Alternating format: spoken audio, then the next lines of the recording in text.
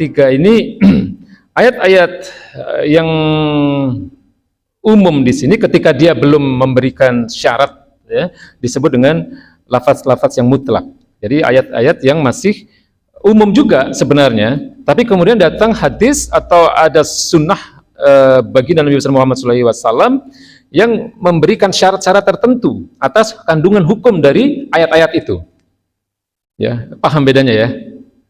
Ya, paham bedanya ya Pak ya? Kalau yang tadi itu adalah mengkhususkan dari satu ayat yang umum, kalau ini memberikan syarat-syarat tertentu kepada kandungan hukum dari ayat-ayat yang masih bersifat umum.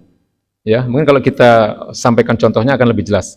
Misalnya dalam persoalan potong tangan. Wasariku wasariqatu faqta'u aydiyahuma.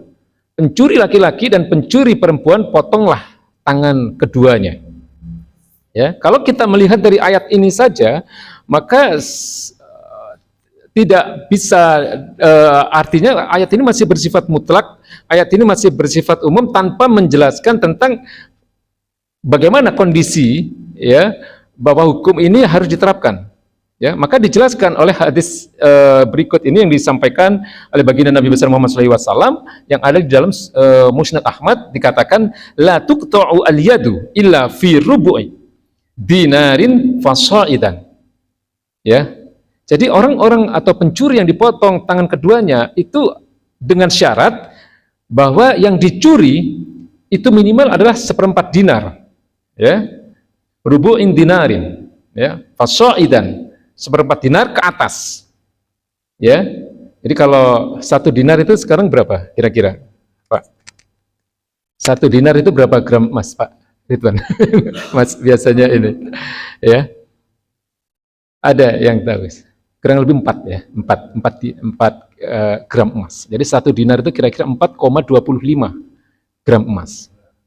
Ya, nah 1 gram emas kira-kira berapa, Pak? Kurang lebih 1 juta lah ya, atau hampir 1 juta. Ya, jadi kalau 1 dinar itu kurang lebih 4 juta lah. Ya, maka seorang pencuri yang terkena hukum ini, yang terkena potong tangan, ya, itu adalah orang yang mencuri barang minimal senilai 1/4 dari 1 dinar, atau dari kurang lebih 4 juta tadi. Misalnya berarti kurang lebih 1 dinar, 1 juta. Ya, jadi nilai yang dicuri itu minimal 1 juta. Ya, kurang lebih lah. Ya, jadi syaratnya itu. Jadi kalau nyuri kerupuk ya nggak dipotong tangannya, Pak. Ya, kalau nyuri barang-barang yang tidak terlalu atau yang di bawah 1/4 dinar, atau kurang lebih kalau sekarang ya di bawah sekitar 1 juta rupiah, ya tidak diberlakukan ini. Ya, kemudian ada syarat-syarat lain, Pak, berdasarkan hadis-hadis yang lain juga. Ya, misalnya di sini dikatakan yang dipotong bukan seluruh tangannya, ya, bukan dari siku atau dari pangkal lengan, tidak, tapi dari lengannya di sini. Karena ada hadis-hadis lain yang menjelaskan tentang hal itu. Ya, jadi yang dipotong adalah bagian pergelangan tangan, ya, bukan dari tempat lainnya, ya, bukan dari pangkal lengan atau dari siku, tidak, tapi di bagian pergelangan tangan. Ya, nah, ini atau masih banyak lagi sebenarnya, Pak. Jadi nggak mudah juga untuk menjalankan hukum potong tangan ini. Ya, jadi yang pertama, barang yang dicuri itu minimal 1/4 dinar ke atas. Ya, kemudian yang kedua, pencurinya harus sudah masuk ke dalam golongan akil balik.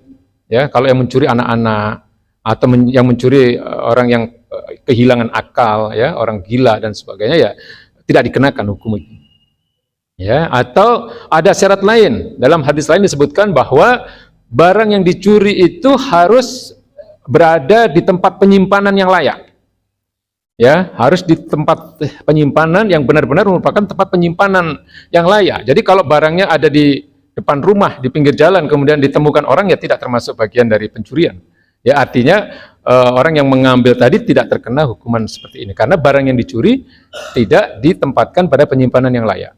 Ya, jadi makanya saya sering mengatakan bahwa di dalam melihat hukum-hukum Islam, ya, syariat Islam itu tidak bisa hanya melihat dari satu sisi saja. Oh, potong tangan kejam, gitu. Tidak, ya. itu ada atau istilahnya hadis atau sunnah-sunnah yang datang kemudian dalam rangka memberikan syarat-syaratnya, termasuk hukum kisos, misalnya hukum rajam yang di dalam ayat Al-Quran jelas, ya perintah-perintahnya jelas, ya ayyuhalladzina amanu kutiba alaikumul kisos, tapi tidak serta-merta kemudian ada orang yang membunuh atau ada orang yang menyiksa seseorang yang lain kemudian dilaksanakan hukum kisos, tidak, ya ada syarat-syaratnya. Ya, tadi misalnya pelakunya harus orang-orang yang akil balik. Ya, kalau orang yang jadi kalau gila itu aman, Pak. Ya, seseorang yang gila, kemudian anak-anak, ya itu mereka tidak terkena hukum sebagaimana yang ditetapkan di dalam beberapa ayat-ayat yang masih bersifat umum seperti ini. Ya, jadi ini poin yang kedua. Ya, jadi takyid atau pensyaratan terhadap ayat-ayat Al-Quran yang bersifat mutlak. Jadi mutlak maksudnya adalah lafaz, ya, atau ayat-ayat Al-Quran yang masih umum yang kemudian dijelaskan dalam hadis bahwa ada syarat-syarat tertentu, ya, ada syarat-syarat tertentu sehingga hukum itu bisa diberlakukan. Ya, jadi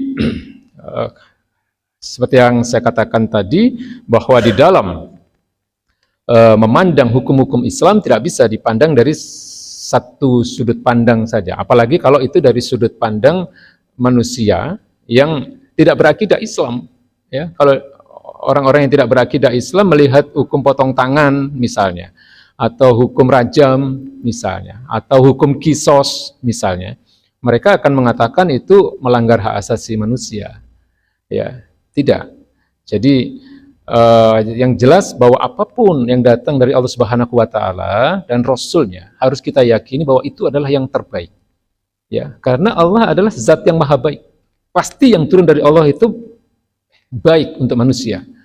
Ya, jadi kalau di dalam bahasanya para ulama itu bahwa syariat Islam itu diturunkan dalam rangka jalbul masalih wa dar'ul mafasid. Ya, untuk mewujudkan kemaslahatan, ya, untuk mewujudkan kemaslahatan dan dalam rangka mencegah adanya mafsadat. Mafsadat itu kerusakan-kerusakan. Ya,